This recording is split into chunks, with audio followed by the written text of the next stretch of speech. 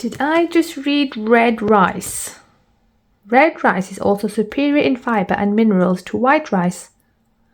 So rest assured you're getting that health boost with this recipe. I've never seen red rice before. Let me have a look. Let's have a look. Oh, wow. Why have I never seen this before? I will show you how it looks when it's boiled at the end of this recipe. But first, I'm going to show you how to make It's Halal Thai chicken curry. It's a really simple recipe.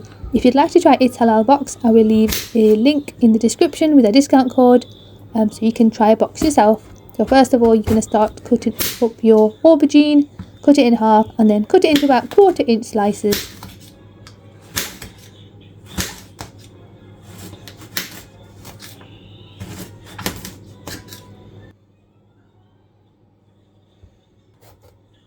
Cut open your red pepper and de-seed it and then roughly chop it up into small pieces.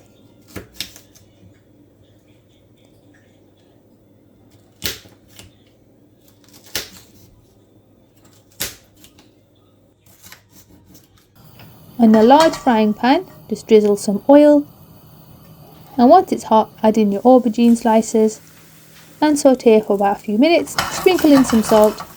Now at this point I did realise that this pan was way too small, should have gone for a larger frying pan. So let's move this aside. So yeah, you need a large frying pan for this one. And then add in your red pepper and give it a little mix. You can cook this for about a few minutes until the pepper softens. Add in your chicken pieces.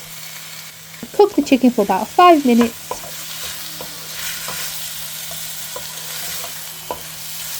Now you need 1 tin of coconut milk while the chicken is cooking. And once the chicken is all cooked, you can pour in the coconut milk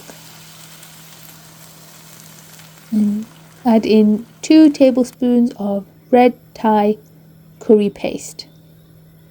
It's quite thick, so just break it down and make sure it's fully dissolved and give it a real good mix.